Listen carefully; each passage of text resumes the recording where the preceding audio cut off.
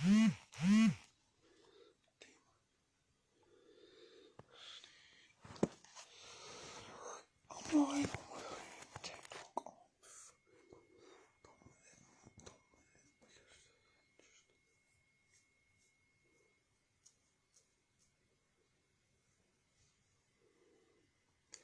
yes, it's take two. Right. I left TikTok and I came to Facebook on my phone because I had about 5, 6 people watching, and I started reading and they all left. And I just got this guy who was going slurp, slurp, slurp, slurp, slurp, so I just went fuck off. So yeah, pretty much. So yeah. Well, I'm going to give this a go anyway. Poppy, come here.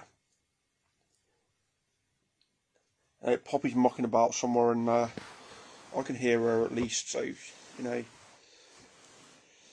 Yay, 3 people watching. Hello, 3 people watching. I'm going to start again on Derailed and Dispersed. I had a bad time on TikTok, so I just left, pretty much. So we've got Derailed and Dispersed Volume 1, and someone's left again already. Bye-bye.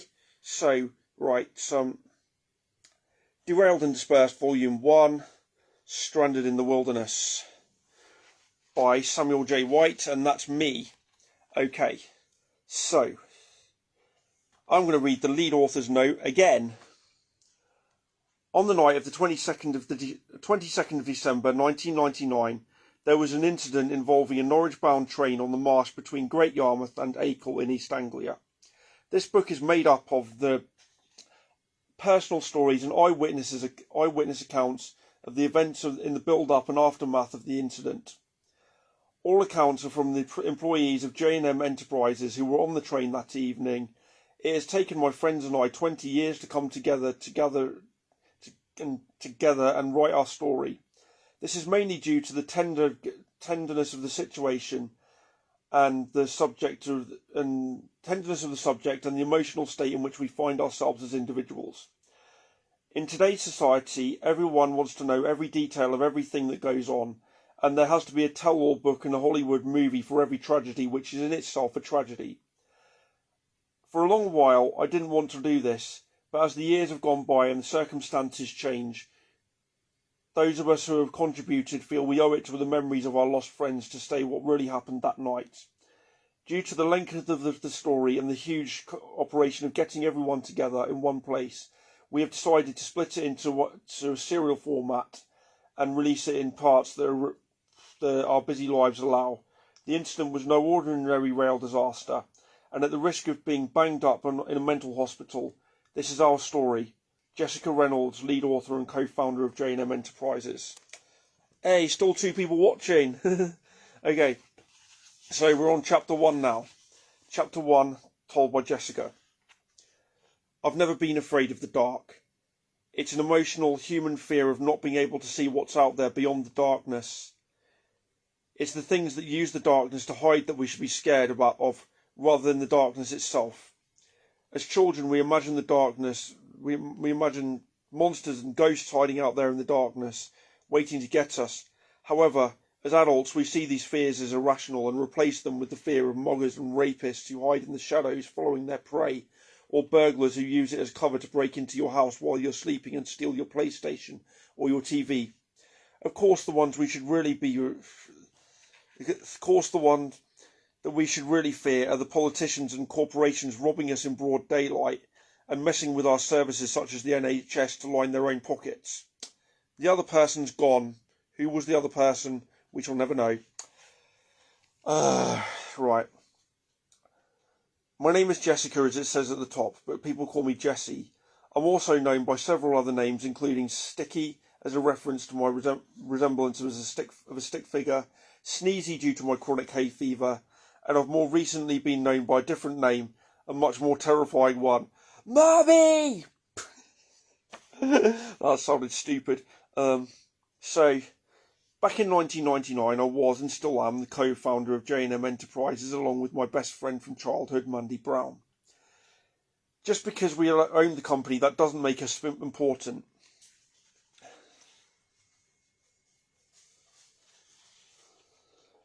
truth is, we were just a couple of former factory girls who got made redundant. I went to work in an insurance office while Mandy did 3 years burger flipping, and we both got laid off again. After that, we'd taken jobs at a so-called door-to-door sales company, but we quickly got fed up with the treatment we received from our boss, and decided to branch out on our own. Armed with my GCSE in business studies, because Mandy didn't have one, she did home economics instead. That's the long and the short of it anyway. Never for a minute did we think that 2 years later we would be going to be a well-established sales company, employing 20 staff and earning more money than a modest girl like me, who was barely 23, could ever want or need. I was physically and mentally shattered. We were out selling 6 days a week to cover the cost of lost earnings over Christmas. That meant Mandy and I were working 3 months without a day off. Mandy and I had been sharing a reasonably sized flat on Rouen Road just outside of the city centre in the new Riverside complex, since we were 2 independent 16-year-old want-aways, and these days our living area was full of paperwork. Every night for the past week and a half we'd been working in Great Yarmouth. At the end of each night, I'd gone to sit alone in the dark and gather my thoughts. I had taken a few moments at the end of each evening to chill out on my own before going back to organise my team. On each of these times, I'd gone to the end of the station as we waited for the train to come. Once there, I'd take a few deep breaths, recompose myself, blow my nose, fix my makeup, and take my inhaler if I needed to, as I watched the lights of the train weaving its way across the darkened marshland to meet us. I would stare out into the blackness, which runs for about 10 square miles. It's merely marshland crisscrossed by dikes. I would dream about all sorts of things out there in the darkness, in that open space, the ghosts of any number of people who had died on the Acle Strait over the years, the road which runs across the marshland, which is notorious for its accidents. 2 people watching. Well, there were 2 people watching, one disappeared. No, there's still someone here. There's still 2 watching, apparently. Okay, so 3 years earlier, in 1996, a group of us had taken a drive across to the pleasure beach. It was a lonely day. No, it was a lovely day, with family and friends. My brother Dave, no, the other person's gone, haven't they? Kim Rain is watching. It says, well, Kim Rain was here. Kim Rain disappeared again. Kim Rain was telling me she wanted to buy this book, but on their way down the Acle Strait, minding their own business and obeying the speed limit. Wrong. I've gone back to the wrong bit here. Okay, so it was a lovely day with family and friends. My brother Dave took his lovely, beautiful, adrenaline junkie girlfriend Sarah on their motorbike and stayed a bit later than the rest of us. Dave had hurt his arm. Sarah, who was a nurse, bandaged it for him, and Sarah, who was an accomplished rider, took charge of their Harley Davidson. They said they'd see us in the pub back in Norwich. On their way down the Acle Strait, minding their own business and obeying the speed limit, they were killed by a driver overtaking another car at 70 miles an hour. What a waste of 2 lovely people. Dave was a mechanic and an excellent big brother to me, and Sarah was a great friend of ours, and long before they were a couple, and they were very much in love. To make it worse, I found out after their tragic end that Sarah had been pregnant with their first child, 23. Surely, I thought, if the live video just got off. No, it's back. Surely I thought if there were such things as ghosts, would want to hang around the people who they loved rather than stand in a darkened field for the rest of eternity. I prefer to think of the inseparable Dave and Sarah drinking beer, riding motorbikes in heaven. Just to be clear, they both liked a pint, but they were both always sober when they rode their motorcycle. So now we know what happened to Dave and Sarah, who I was reading about yesterday. Yeah. Just gave away the ending of that one. There wasn't really anything out there on the marsh. The same sheep and cows and horses that had been there when we crossed earlier. But I was still glad to have a nice warm train to take us back to Norwich. I didn't want to get stuck out there in the dark.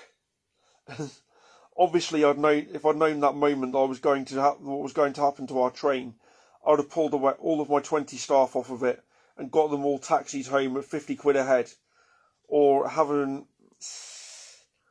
However, even that idea would have failed because the Acle Strait was shut for the night for roadworks. I think it's going to say on the next page. The Acle Strait was shut for vital works. As I say, I was shattered and run down, and several. Am I speaking too quickly? Yeah.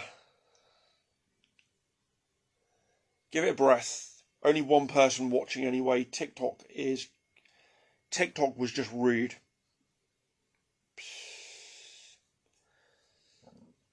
I'm going to give TikTok another go when there's not rude people on it.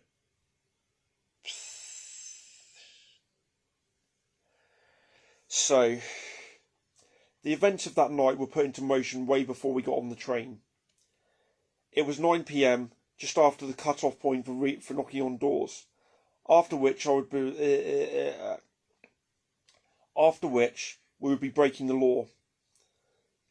We were slowly making our way down to the station. Mandy and I always walked around the outside of the area where our staff were operating, checking out our friends and colleagues while making our own sales. We would meet in the middle about 9 p.m. and walk back to the station. Mandy and I were both 23 and had now known each other since we were little girls. When she was adopted by a family who lived on our street, and we've been friends ever since, for 20 years at that point. Now 35 years. At the time of the incident, we lived together in our small flat in Norwich where we ran our business from. For a brief visual description, I'm about 6 foot tall, I was painfully skinny, and not through lack of trying to gain weight. I have pale white skin and long dark hair, and I wear glasses. That night, I wore a white coat over my blouse and a knee-length skirt and leggings with fake fur boots to keep my toes warm. Redhead Mandy, who wore a blue coat and trousers, is half a foot shorter than me, but without being rude to my best friend, she was quite a lot bigger around the middle, despite having lost nearly 4 stone, which I'm proud of her for. We were dragging our wheel cases along to carry paperwork that both of us had on and both of us had our own shoulder bags. The streets we walked along were barely lit apart from the odd light escaping from under the drawn curtains, where our frostiness had been. There was a frostiness to the air which made us choke. We were both struggling a little, having worked nearly 6 weeks without a day off to make up for the group not getting holiday pay, which is one of the downsides of the job. Even though our staff are given optional Saturdays in the build-up to Christmas, we ended up doing all the paperwork on Sundays. Neither of us was feeling too well either. Mandy had a cough, and I seemed to have been coming down with a cold all week. It was breaking out just in time for us to have our time off. As we walked, I kept sneezing and blowing my nose into one of my large hankies as I was hoping it would only be a short cold. At the end of the narrow street, we saw a solitary street lamp, under which we both stood for a moment, having a quick drink of water. As we were moving off, there was a noise from the rest of the street, which sounded like a sort of snort, half cough, half sneeze. "Bless you again," Mandy said nervously. "That wasn't me that time," I sniffed. "I was hoping you weren't going to say that," she shivered. "Why are you so nervous?" I smiled. "It's just some poor sod out there going about his own business like us." A few moments later, in the next street, we heard footsteps followed by the same half cough, half sneeze noise. Mandy froze. "It could be a rapist waiting out there in the shadows to attack you, she whispered. You watch far too many horror movies, I told her breathlessly. Anyway, why would they only attack me? If they're going to rape you, they're not going to ask you if you prefer men or women, are they? Mandy is a lesbian and was in a relationship, but it was secret at the time, as she had only come out to very few people. My sexuality has got nothing to do with it, she groaned. In the movies, they always kill the fat one and rape the pretty one. But it's just us, I told her. Your point being? She asked. Well, I'm not pretty, am I? I don't think many of the boys would agree with you, she smirked, with a little laugh adding to the with the. Is there any point in me carrying on with this? Because I'm just messing it up.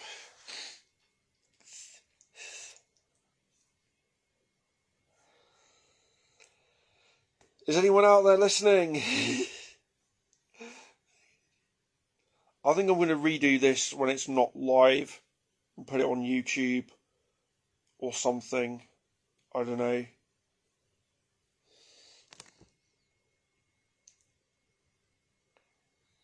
You are listening. Good. I wasn't certain if you were still there. Just so many people said that they were going to come, and then they said they were going to watch me on TikTok, and then they're just not here. I am going to see if I can invite people.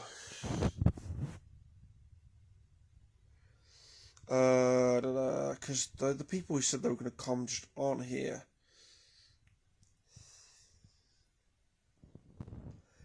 Yeah, I could definitely add background music on YouTube. Mandy said she was going to be here. Well, Israel didn't say she was going to be here, but you know. But then Israel's read this, so you know I don't need her to be here because she's read the book anyway. So I'm going to invite friends to watch. Right, invite. I'm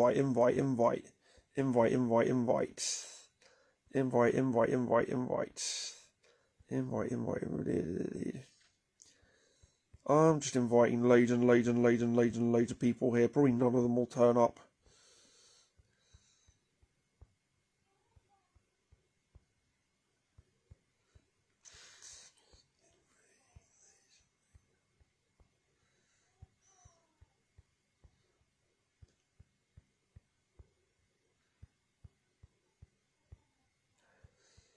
I'm just going through my friends list and inviting loads of people.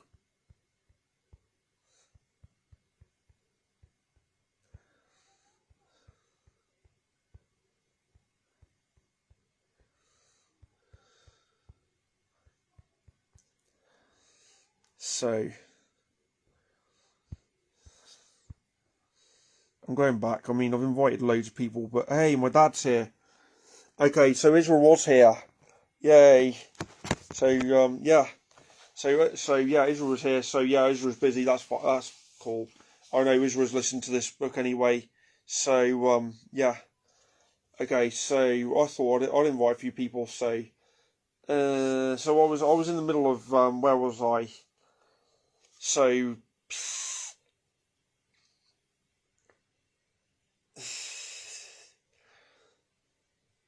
yeah. Okay. Okay, so yeah, so that's fine. So I just invited a whole load of people. So hopefully some people will turn up.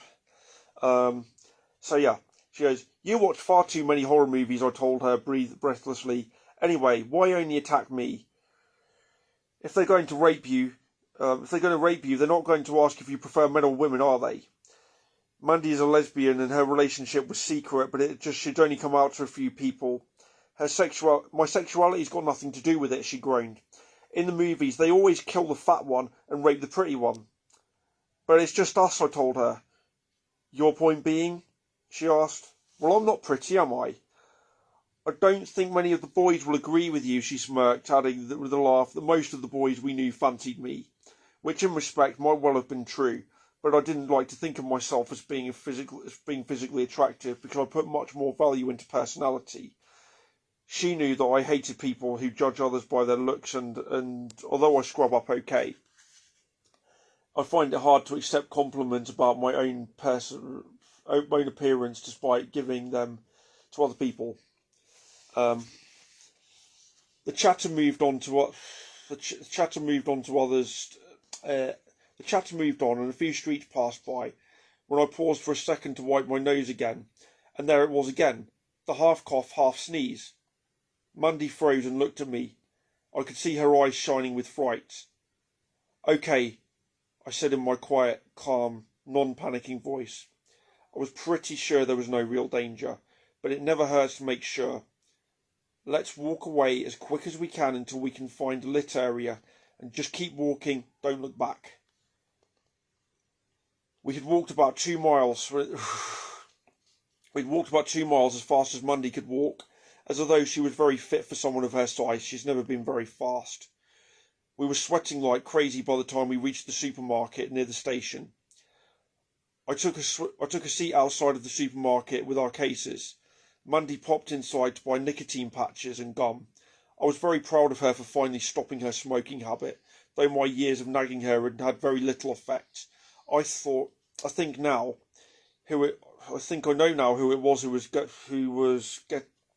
got her through it, and it was a certain young lady who Mandy was having a non-so-secret relationship with. So she was she was only a few minutes. I sat on the bench after in the almost empty supermarket car park with our cases.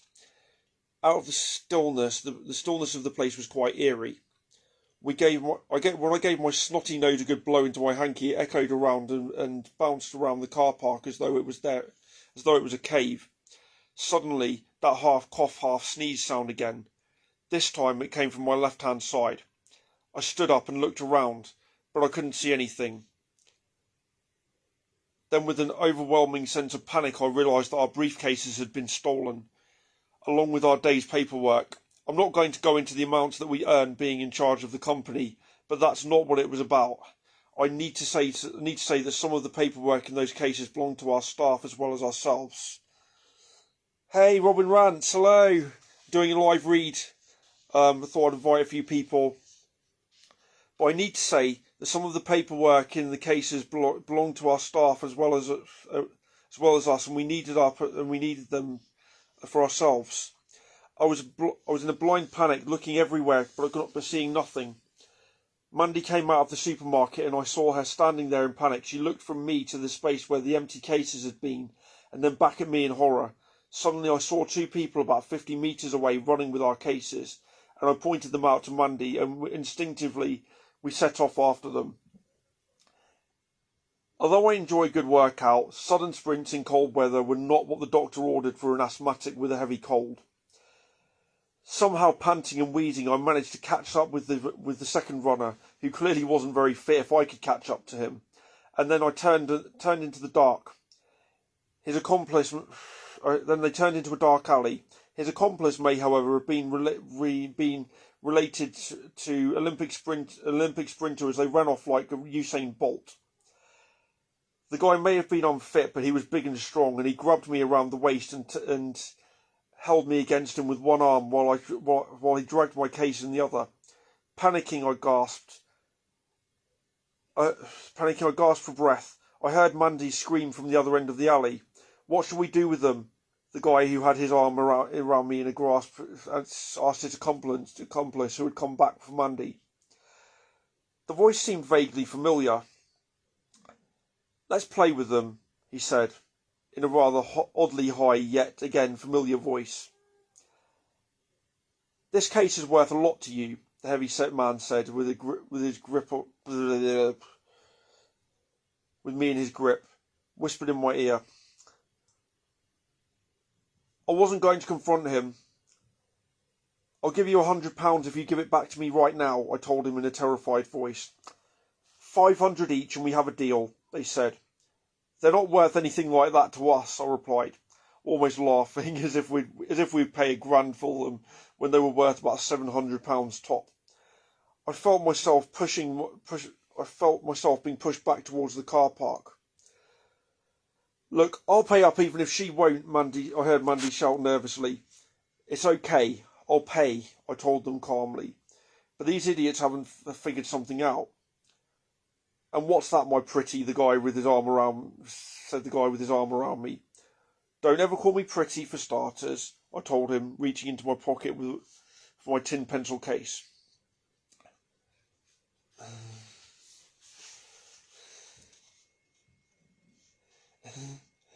You'll have to take us to the bank to get that kind of money, and there won't be a bank open at this time of night. I think you might get caught. She has a point, his accomplice called back. Okay, he replied. Let's do it the way they do it in the movies. Kill the fat one and leave the pretty one to me. With that, I took my pencil case out and swung it around at his head with a big bang. As he yelped in pain, I slid out of his grasp and grabbed my case from him and ran. Up ahead, I saw Mandy, who was being held around the neck by a young man with chestnut hair, wearing a white coat, a bright orange trousers, and a knee-length red skirt. Wait, I thought to myself. A man in orange trousers and a red skirt.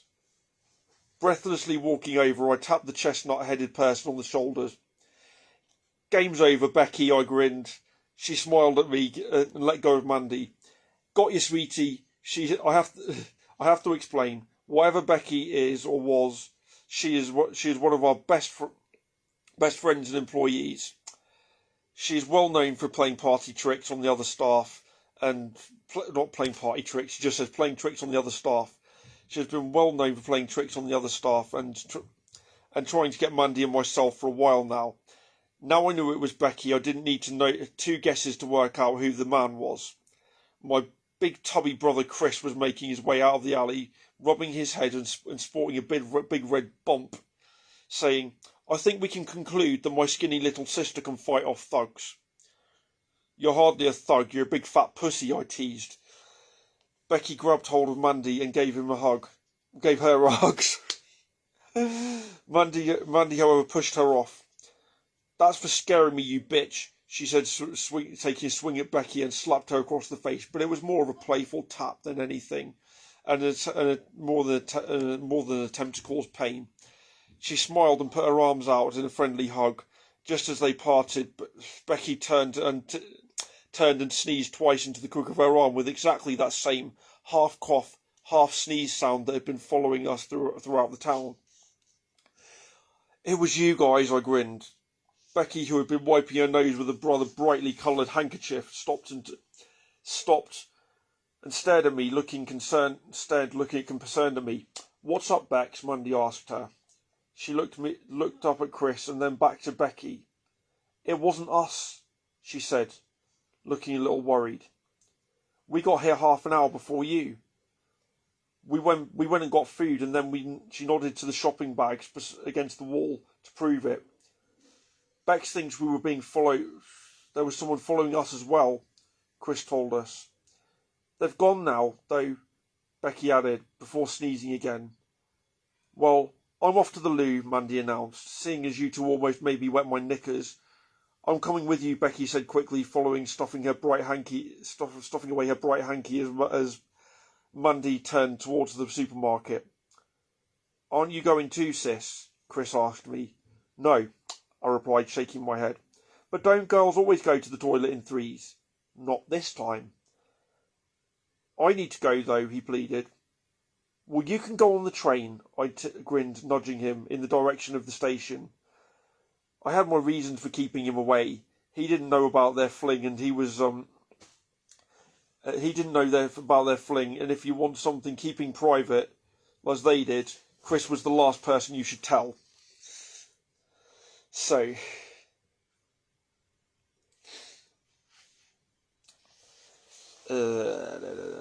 I'm going to the end of the prologue here.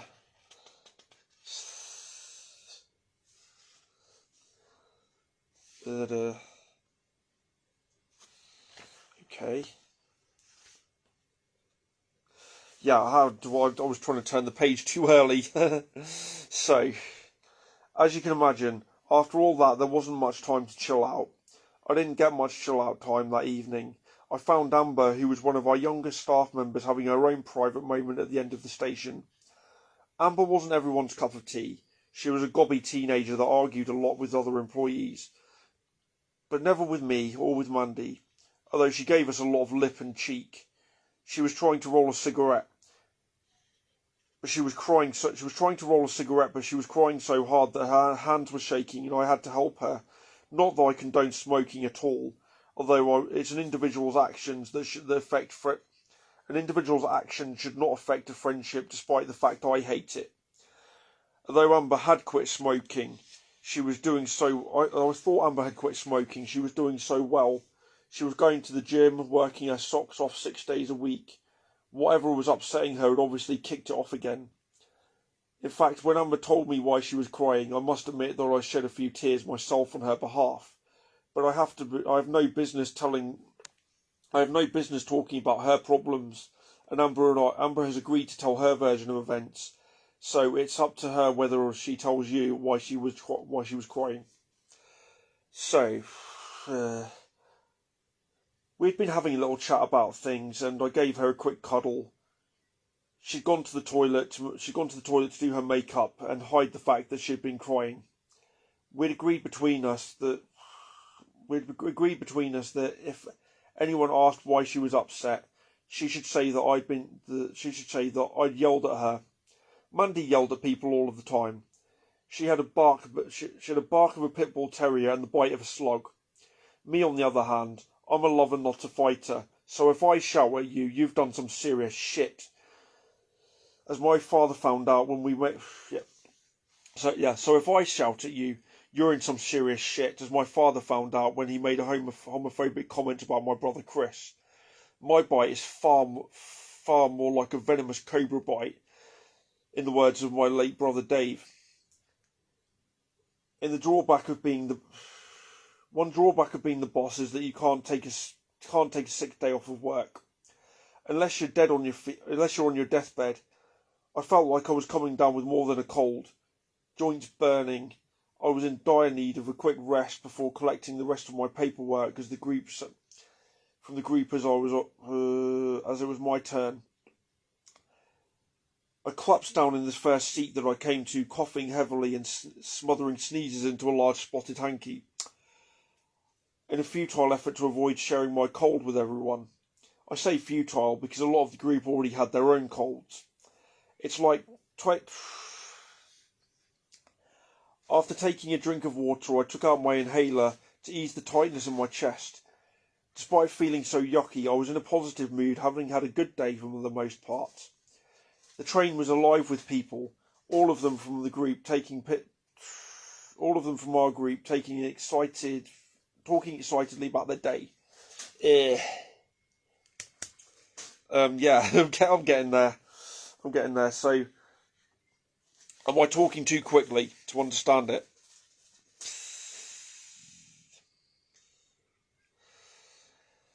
I don't know if I'm talking too quickly or not.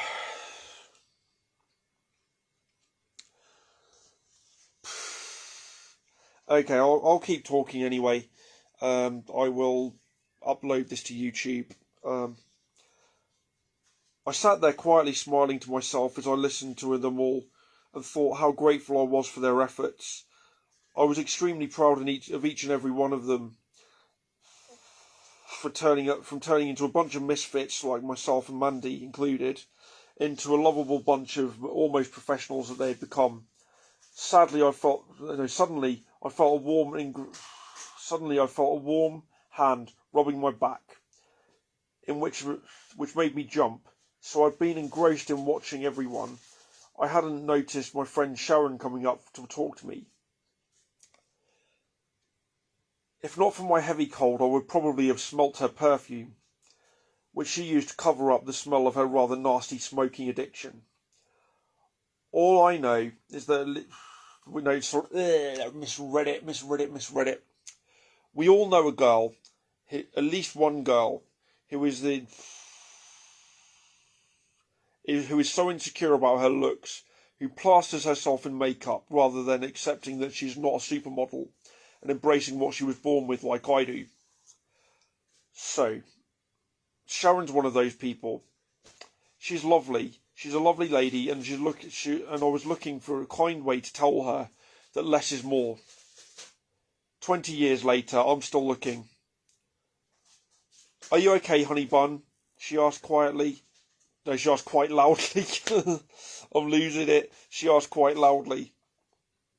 I nodded, blowing my nose loudly and yawning and stretching my skinny arms.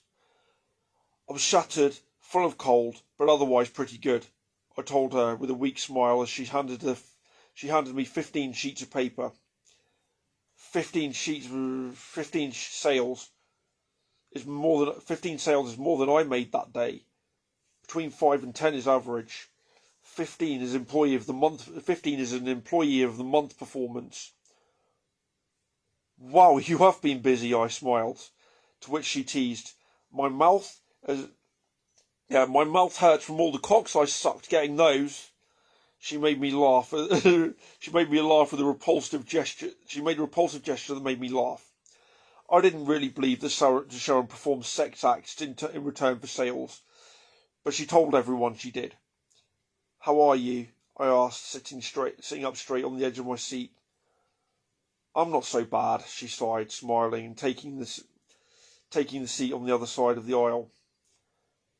You, on the other hand, look like you need a holiday.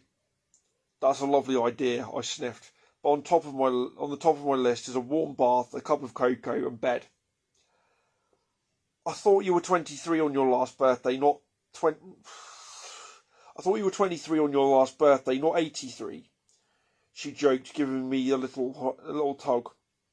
Giving my leg a little tug. I'd just like to go somewhere that it's not flipping Christmas, she sighed. If you're a single 30-something with no kids, it's just a day to get drunk and wish that you weren't a single 30-something with no kids. I did not mention the fact that Sharon did have a daughter 17 years earlier, who had been put into care because Sharon was a child herself at the time. I knew she wanted to find her daughter.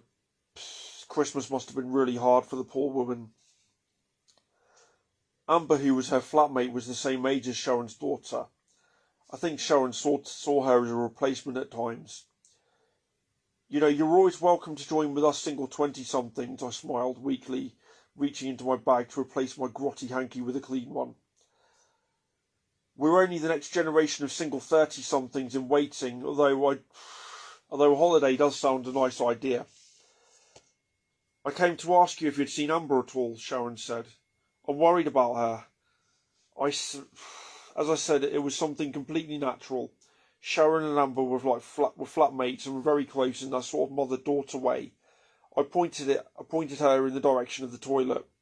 We just had a little chat about things. She's gone to the loo, I told her, being careful not to say that she was fixing her makeup to make it a little bit less obvious that she'd been crying. So, I'm stumbling over my words again. Just as I said this, Amber appeared out of the toilet, a little better, looking a little better, but still in a bit of a state. What have you been doing? No, what have you been doing now, miss? Sharon demanded of Amber. I was unsure whether to step in and say it's okay. Amber told Sharon, it's okay, Amber told Sharon, regaining some of her usual swagger, sitting on the edge of her seat, so that Sharon couldn't see her smiling at me. Princess Perfect here was just giving me a verbal warning about my behaviour, she told Sharon venomously. She winked at me and just said it, saying to play along. Well, somebody needed to tell you were being a bitch, sweetheart, Sharon told her, putting a motherly arm around her and putting a motherly arm around her shoulder across the table. You owe Jessie an apology. I'm sorry I called you Princess Perfect. Yeah. Amber said mockingly, but she just took out but the look on her own face said she was serious as she offered her hand for me to shake, which I did. Now for all the other apologies you owe. Yes, Mum, Amber told her, in the same mocking voice. As I've said, I never gave her a verbal warning. She wasn't in any trouble. I just told her we had just had we'd not been the closest of colleagues or friends prior to that, but we were closer every day since. Sharon was right though. Amber, who had joined us in that summer after leaving school, had been a mouthy little bitch recently. Some of her behaviour towards everyone had been extremely poor, but I knew why now. She was trying desperately to change her behaviour. All I saw was a teenage girl with a very rough past, who was going through a horrible time, and only some of which we knew about. She needed us as friends right now. So, I was almost run into by Becky, who was bounding up and down the train like a Jack Russell after a ball, despite the fact she had a nasty cold like me. I know this because she stayed over the previous night in the flat that I shared with Mandy, and the poor little love had been up coughing and sneezing all day since she was insisted on coming into work. I love Becky. She was a classic example of undiagnosed ADHD, and she wasn't feeling well at all, but she just couldn't sit down. For a proper description of her in the daylight, she had short chestnut hair, shaven at the back and sides and spiked up in the middle. Having taken off her coat, she was wearing a green shirt with a blue tie and a long red skirt of her own making over orange trousers. A strange combination, but she pulled it off surprisingly well, like a walking rainbow. Mandy sent me to see you to make sure you're okay, she grinned.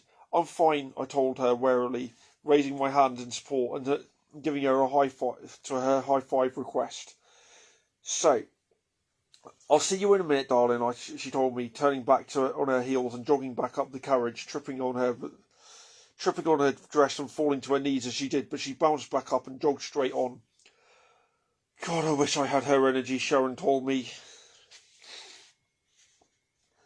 taking out three glasses for herself, Jack and Amber. Don't we all? I smiled. Sharon had taken a bottle of wine from her bag, which she poured into three glasses. She offered me one too, which I would have accepted had I not offered to drive Jack home later, as his mum was out at a Christmas party. Drinking on the train after work wasn't something I encouraged on a Wednesday night, although they usually got away with it at the end of the week, but as it was the last day before the Christmas holidays, I let it go. Technically, we'd knocked off work now, and it was their own time. Sharon passed a glass to Jack, who from the look on his face, thought that he'd given her his Christmas present.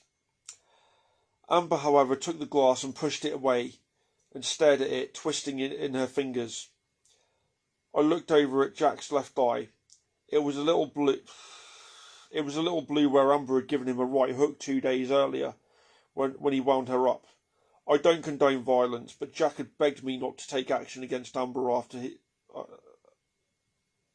he had begged me not to take action after Amber apologised. I'm guessing you two have made up then. I smiled. Jack looked back at me. Of course I've forgiven her, he said, rubbing her shoulders. How can I not forgive her? We've been friends too long to fall out. She pushed his hand away and looked out of the window as the train pulled away from the station. You forgive me too easily, Amber told him, still looking back at the window, not meeting his eyes. What? He asked with a puzzled look. She took a deep sniff and came out with one of her twisted pearls of wisdom that I've become used to over the years, which only Amber could come out with. If you forgive me too easily, I'll just keep hurting you, and I can't do that to someone I love. You love me? He asked, clearly confused. Yeah, I do, she replied softly. I just don't think that a girl who hits you is good enough for you, and that's why I said no to being your girlfriend. You deserve better. So, yeah, she's a bit of a Amber Heard. I can't believe it. I wrote this several years ago before before I'd even heard of Amber Heard, and she's an Amber who hits boys. Although she really doesn't mean to. She has problems which can't which help stop her from being able to prevent herself from doing it. And yeah. So yeah. Yeah, the irony of rewriting about an Amber who hits blokes. But she really is a nice character. She really does feel sorry for doing it. But in your defence, I did deserve it, he told her. I was being quite horrible to you. You were telling the truth. You were telling the truth, Amber replied sharply. As she took her glass of wine and swallowed it down in one go and went back to looking out of the window. I don't think I'll ever understand women, Jack sighed. Sharon gave me a mystified look. I don't get youngsters these days, she smiled. I can see why you want a holiday, I chuckled. Even if either of these two qualifies as a defence lawyer, please remind me of this conversation before I think of hiring either of them. Sharon grinned as I moved on to the next seat where Kate and John were sat arm in arm. It was Kate's last day at work, for a while at least. She and John were having their first baby together, and she was due any day now. Personally, I was amazed that Kate managed to keep working as long as she did. Kate, who happened to be Becky's identical twin, although they did their best to look different, i.e., growing their hair, dyeing it brown, that was nearest to the aisle. She struggled to stand up. Hey, you don't need to stand, I told her. Yeah, I do, she smiled. She threw her arms around me. If you can't give your boss a hug on your last day, then it's a sad state of affairs. Okay, I smiled, returning the hug. But thanks for sticking with me, she whispered. I'm sorry for all the times I was such a shit. You could have sacked me. It's okay, you kept me on my toes, I told her. Just stay in touch and I'll be the first one round for cuddles when the little one's born. In fairness, to be fair to Kate, she had been a bit of a bad girl rebel type. For a while she was worse than Amber. She was sometimes turning up for work late, bad-tempered, stinking of alcohol and cigarettes. Sometimes stoned off of her head. In the past she'd said mean things about Becky too. I'd never really seen them talk to each other. I'd never really seen them talk to each other, which was sad considering they were twins. Very oddly, we hadn't employed them as a pair. Kate had joined us from another company, and Becky was Chris's friend. It was weeks before Kate remarked in conversation about Becky being her identical twin. I'd been very close to making her my first sacking for her attitude. Then I caught her. I'd been very close to making her my first sacking for her attitude. Then I caught her snorting coke in a public toilet. It was then that I realised that she was in desperate need of help, not sacking. I was so proud that she grasped the offer of help in both hands. She gave herself a kick up the backside that she needed, and she'd become a lovely young woman. And I was so sure that she and John were going to be amazing parents. I hope that she and Becky can make up over their differences. I was told that once that they'd been inseparable, but sadly they barely seemed to acknowledge each other. I moved on to where there was a screech from the tracks. When I moved on, there was a screech from the tracks below, and the train began to shift slowly at first, away from the station. The next was a group of guys sat together: James, Greg, Charlie, and Michael. With the exception of Charlie, who I'd known since I was about 3 years old, they were the charmers of the group. Cocky, overconfident, creeping up towards me creeping up to the boss in a nice way. They were all boasting to each other about how much money they were making. They were always greeting me with this wolf whistles and alpha male type joke. I always played along with this. They'd be over complimentary to me. I'd hit them back with a witty comeback. It was all a game, a bit of harmless flirting and banter. They knew I was in it for the fun and wouldn't.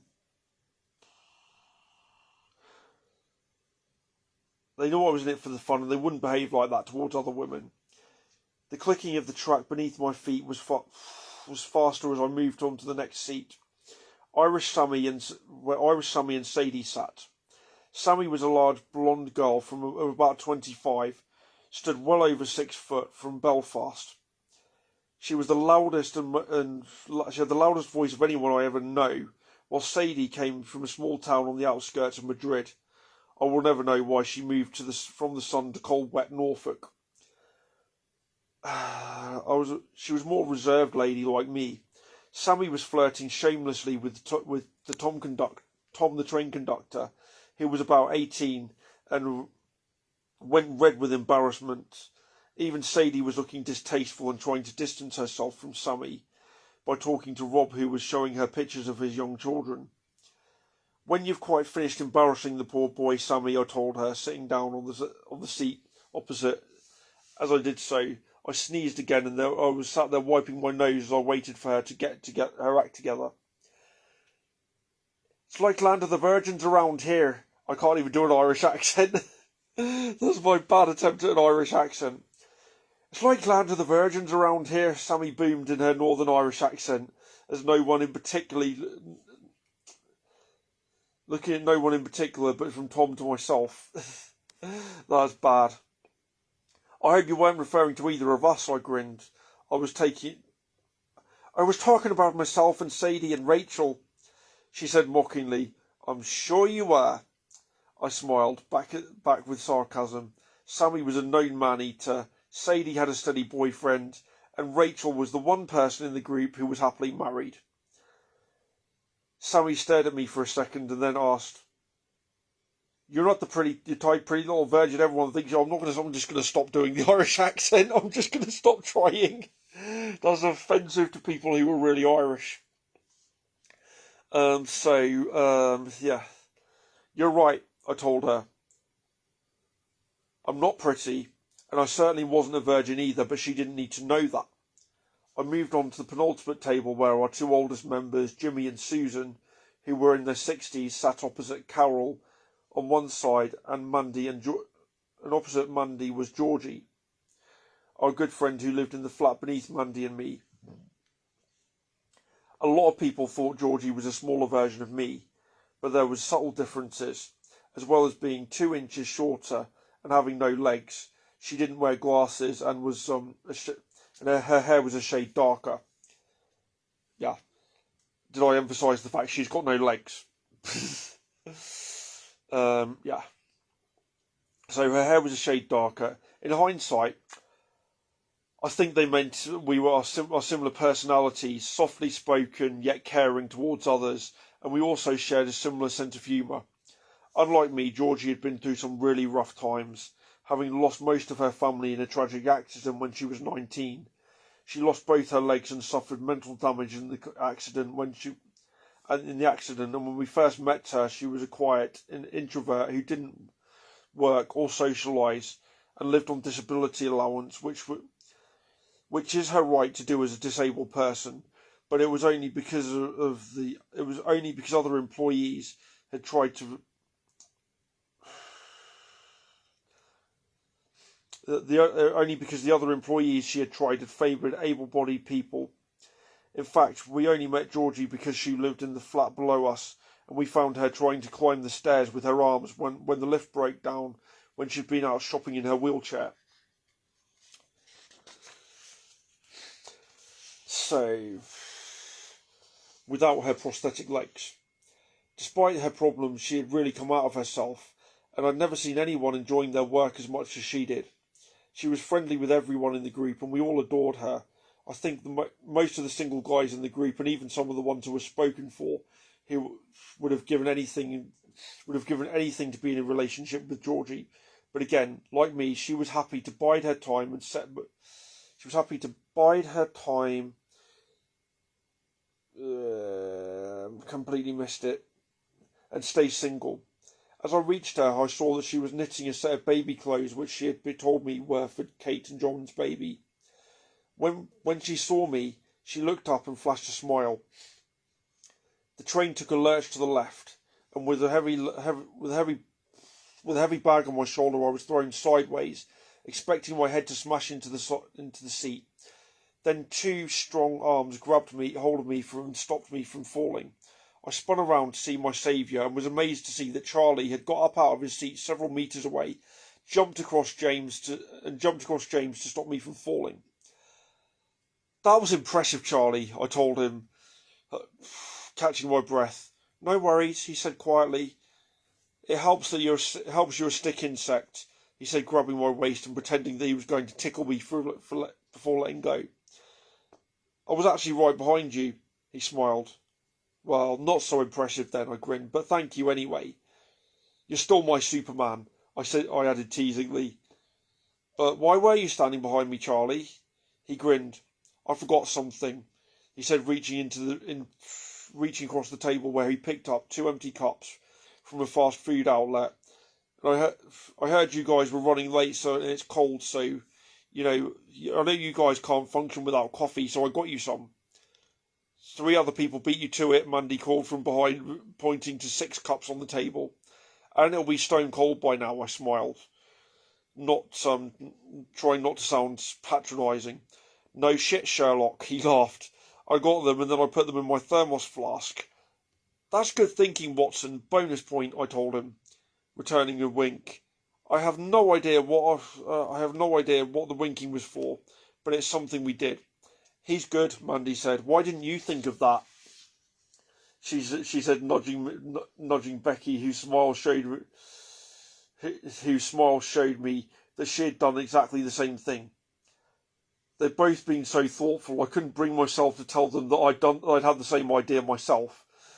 Then came another of my clumsy, embarrassing moments I've become known for over the years. I was thanking Charlie, and this jangling a bit started up in my nose again. Quickly raising my hanky back to my nose, I stood there wearing a stupid, eyes-screwed, "I'm going to sneeze" look for 10 horrifying seconds before sneezing so hard that I lost my balance and fell into Charlie, who grabbed me.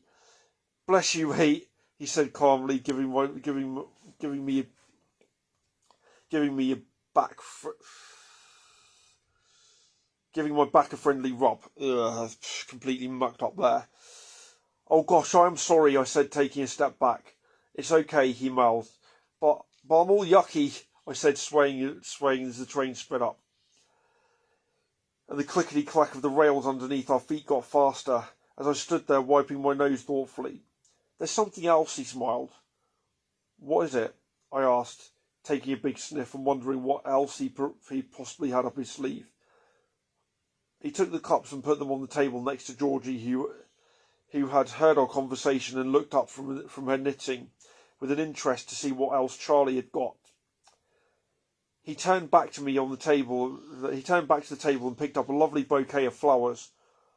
"Oh, wow, they're lovely, Charlie," I gasped, stunned at the gesture, and in my haste I gave him a big hug and a kiss on the cheek. "They're for Mandy," he grinned. "Oh," I said, suddenly feeling a little disappointed that they were not for me as I passed them to Mandy, who mouthed a thank you. "They're to stop her getting jealous when she sees that I got you these, to say I'm sorry for all that rubbish flirting and for being such a great friend, and say sorry for whatever it is that I've done that's making you avoid me recently." He smiled awkwardly and reached onto the table behind him and pulled out the biggest bunch of flowers I'd ever seen. I felt my eyes widen. I went bright red.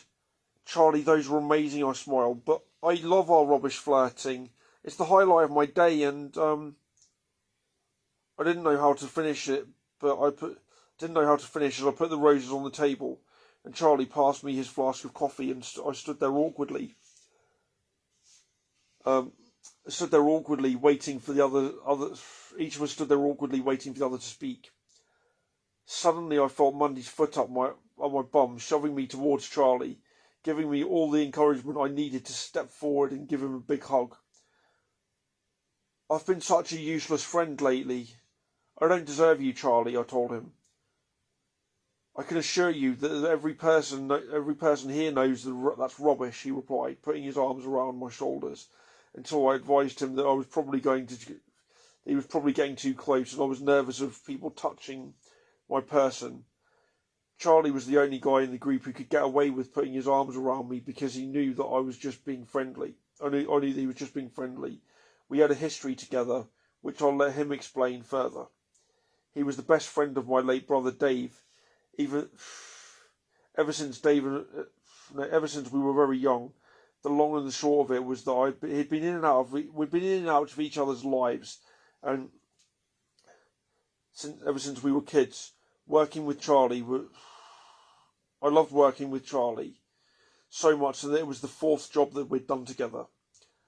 I loved the banter we had with each other, although I'd been avoiding him since he split up with his girlfriend, because I was slightly worried that I was starting to develop feelings, and now he was single, and that could only end badly. So we're nearly at the end of the prologue. This is a long prologue, very long prologue. The prologue goes on to like page 26. So yeah. But we're nearly there. We're nearly getting to the crux of the story. No offence, Jessie, but you look like shit, girl, he said awkwardly.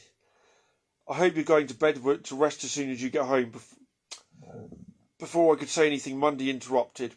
She's taking a boyfriend in her car. What? I asked. This was the first I was hearing of me having a boyfriend. Charlie's face, however, seemed to drop. It was then that Mundy reminded me that I was taking Jack back to his house out in the sticks near Aylsham.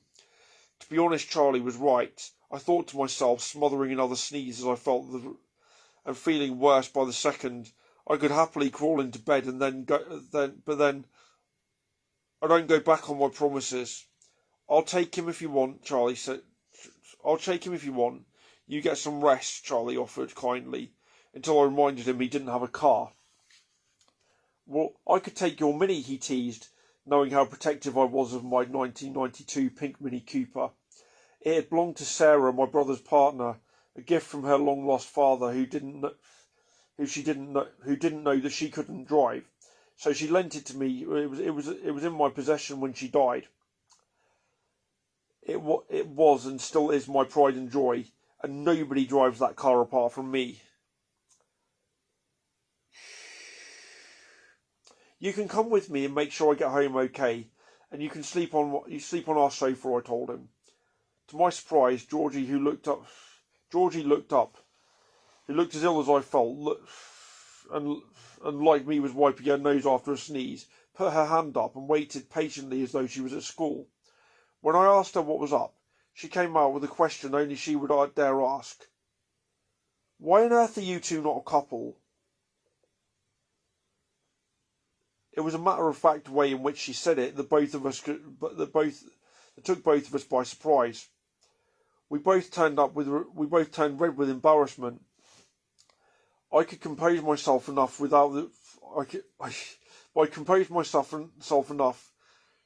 to answer without laughing. Georgie, I grinned, although I was really talking to Charlie. I don't think Charlie wants to be my boyfriend, because if he did, he would have asked me out years ago. But I think he just wants to ride in my Mini, I teased. I'm sure he'd love a ride in the back seat of your car, Becky chirped in. The four of the other girls sniggered. In hindsight, it was rather mean and out of character for all of us to be laughing at poor Charlie. Jessie wouldn't go out with me now. She's a big important businesswoman, he winked. Well, you don't know until you ask, I replied, tauntingly. He looked at me awkwardly and said, Would you like to go out tomorrow? Unfortunately, I sneezed heavily again and shook my head as I was blowing my nose and to acknowledge the fact that I'd heard him. I reckon tomorrow I'll be at home in front of the TV with a big box of tissues. Before I could finish my sentence, Becky chimed in with another funny but rather ill-timed joke. Well, that will be both of you doing the same thing, only your tissues will be for your nose and his will be for his.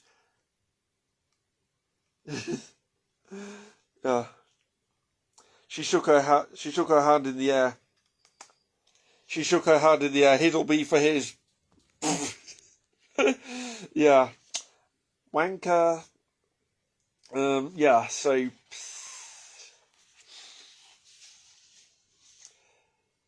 Georgie, who didn't get the joke, looked bemused.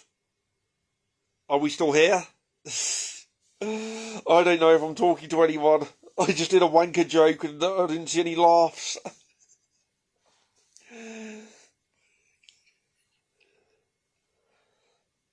I don't know. I'll just keep reading anyway.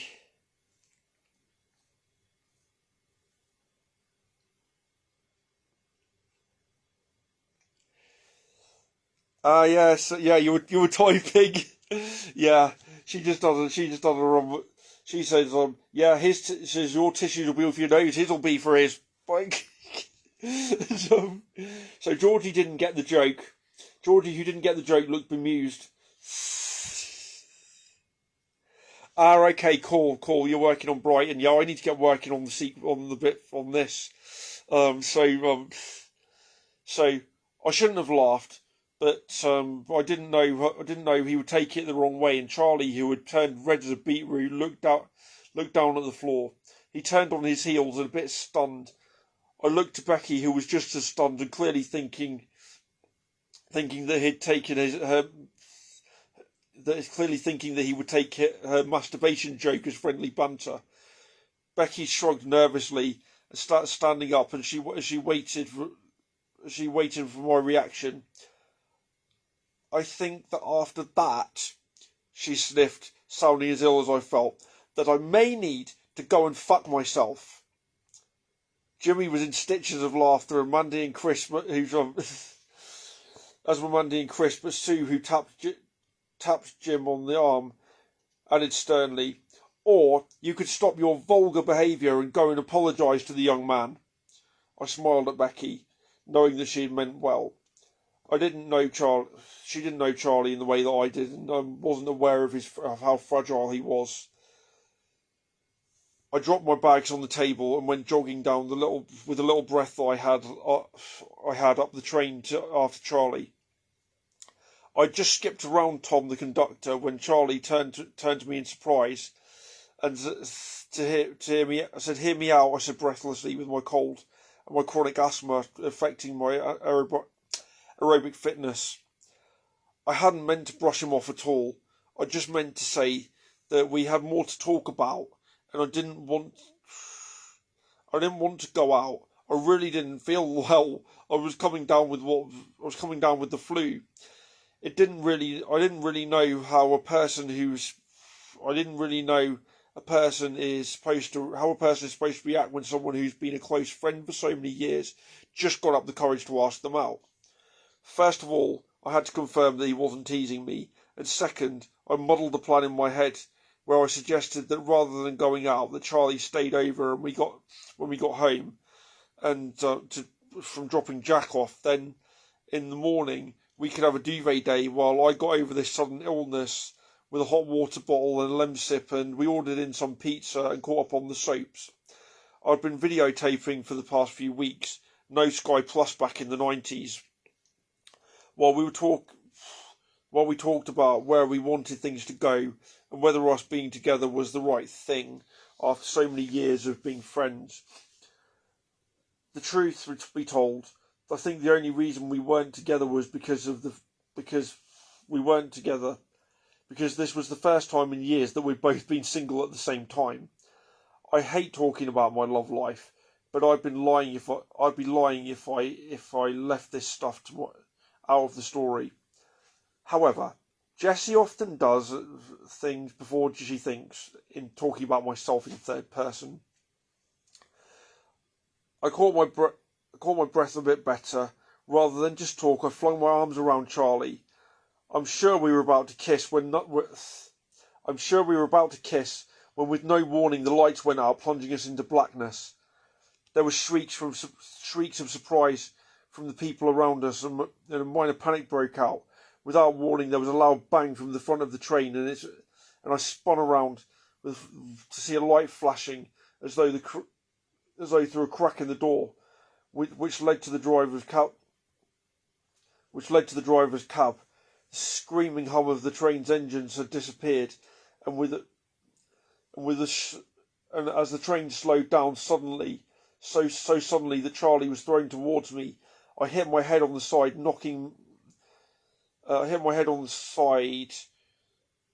his knocking into me like a domino. Despite his best efforts to prevent me from falling a second time, this time he was off balance, and I was helpless to avoid taking him down with me. My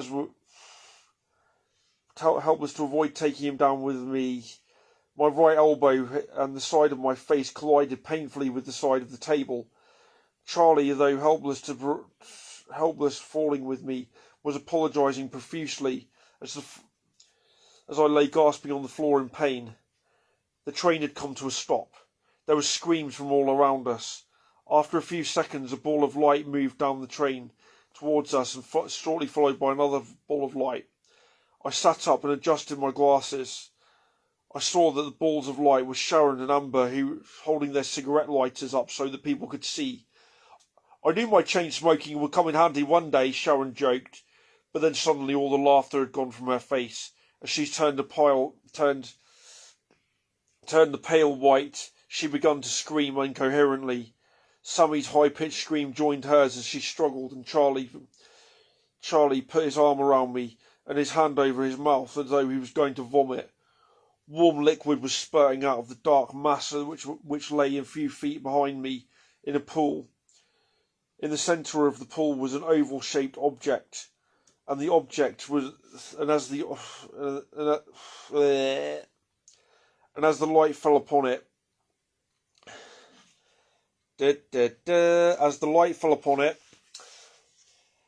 I was violently sick. The warm liquid, which was covered in blood, was the dark mass of the warm liquid, which was I was covered in, was blood. I'm going to start that sentence again. The warm liquid that I was covered in was blood, and the dark mass was the body of Tom the conductor, and the oval shape was his disembodied head, which had been sliced clean off as he fell against Sammy's seat.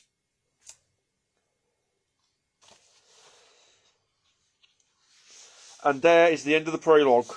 All 26 pages of it. Hey, Kelly was here. Kelly's not here now. Kelly left, but if Kelly is watching, I really do want to say thank you for the lovely review that you left of Roaring into the Sunset. That really did make my day. It's the only review I've got of it so far. So if you are watching still, hello.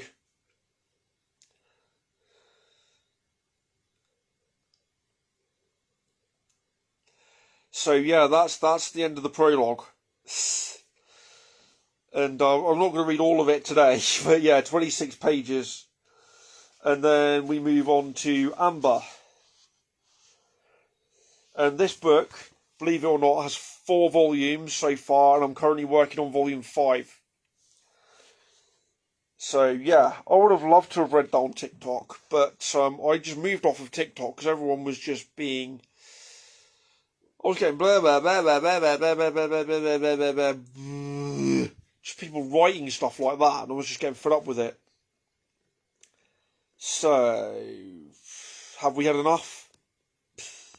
It's like 10:32 now. I need to get on with some actual writing, I think.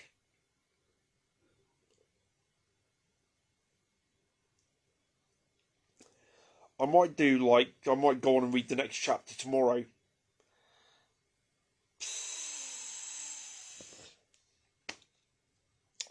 The people on TikTok don't love me. People on TikTok are not very nice.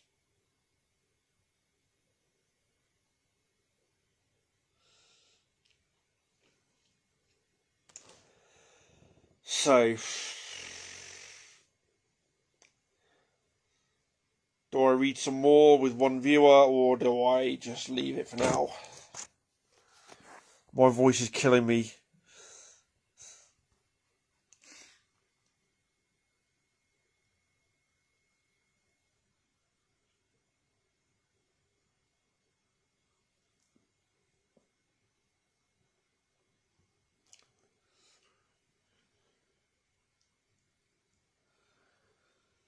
Says 2, does it? I can only see you. I think Kelly was here, but I don't think she's here anymore. I waved to her anyway.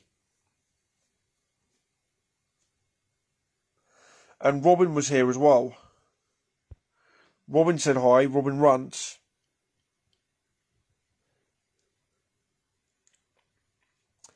It said 1 the whole time for me. So well, if there was another person still watching other than Jason, thank you so much.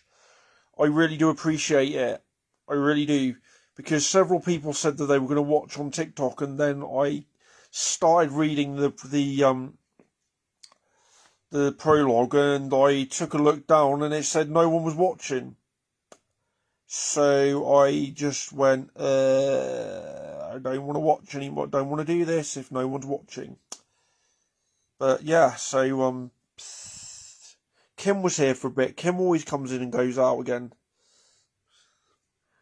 I'll give her a wave anyway. Kim left me some really good feedback on Roaring into the Sunset as well, so I ain't gonna, Kim always comes in and out again. She's very busy, so I ain't gonna moan about that. So my dad was here at some point. Israel's still in the middle of something, so yeah.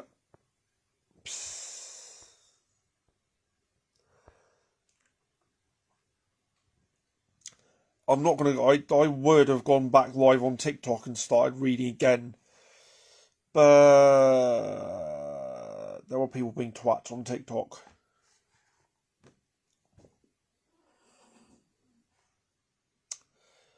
So if you are the other person, if there is 2 people here, make yourself known. Make yourself known if you want to hear more. Otherwise, I'm going to get going because I've got another book to write.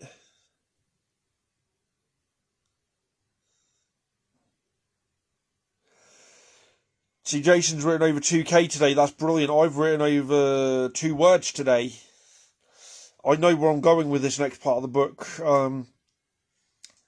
But obviously, I can't tell. If I was to tell you where I was going with the next part of the book, you wouldn't understand it at all because you've only heard that prologue. And that was one hell of a long prologue. That prologue on its own is probably about 7,000 words, I think. But I'm writing Georgie's chapter at the moment for part 5. If you remember, Georgie was the girl with no legs who was she's got brain damage, but that isn't quite it hasn't quite shown quite in that bit. She's got quite a lot of problems, but she's someone who is trying to get over her problems without she's trying to make the best of a bad situation in life. She was very much she went out and tried to get a job and was not allowed. She wasn't given a job because of her disability. So they're the first people who have really given her a job because and allowed her to be a normal person instead of sitting home on disability allowance. And one of my favourite characters in the book. She's writing her own bit in part 5 at the moment, while I'm writing her piece in part 5 at the moment. But she's a very interesting character.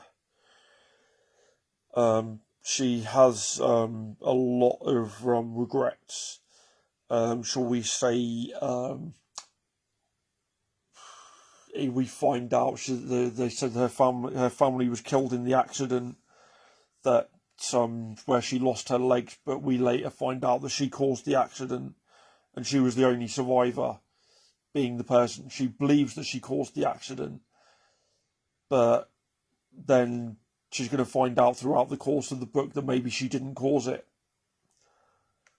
So, but she didn't know that because she had such a bad bang on the head that she don't remember anyone. She doesn't even remember her own family. So yeah, so 2K today. That's bloody good work. That really is. I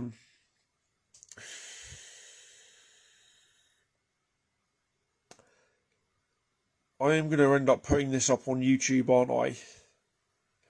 I think people just don't get the chance to stay in these live reads. Does it still say there's 2 people? I know Lasasha wanted to come. Someone who's the person who's just liked it? Who was the person who just liked it? I saw someone else liked it.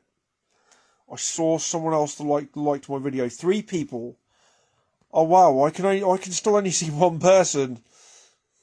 So yeah, thank you so much. Thank you so much if you are watching. Robin, you're still here. It's telling me that you're gone. Thank you so much. Thank you so much. It's just saying that only 1 person's watching. I really appreciate that you're here. Oh yeah, I do have a really weird accent. I mean, this I don't know whether, because you came in a bit sort of halfway through. I don't know whether you knew that got the fact that was a girl that was speaking, and I was trying to be a girl, but you know I'm no good at being a girl. Thank you so much. And I know that Kelly was here too. I don't know if Kelly's still here. As I say, Kelly left me a lovely review of Roaring Into the Sunset, and I really, really appreciate that. Thank you for listening, all of you. Thank you so much. Robin as well. Thank you. Thanks for sharing. Thanks for sharing. Hopefully that will get some views. I think I originally was going to do this on TikTok, and then I was doing both on TikTok, and then a whole load of people just left, and they weren't readers anyway.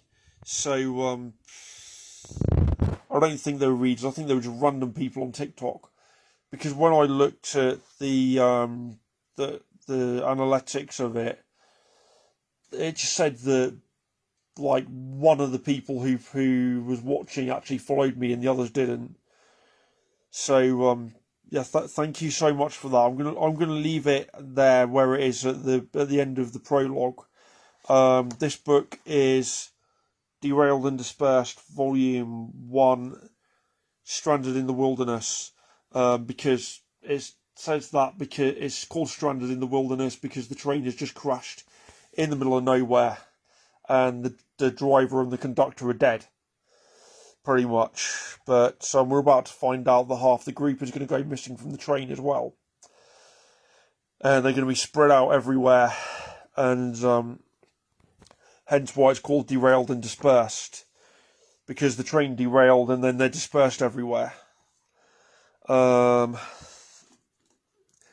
other book I was going to read from, but I'm going to do that tomorrow now. I am going to do it tomorrow, and that is Maria's Photograph. I also have A Midwinter Night's Dream, and somewhere or other I've got Roaring Into the Sunset. So yeah, thank you.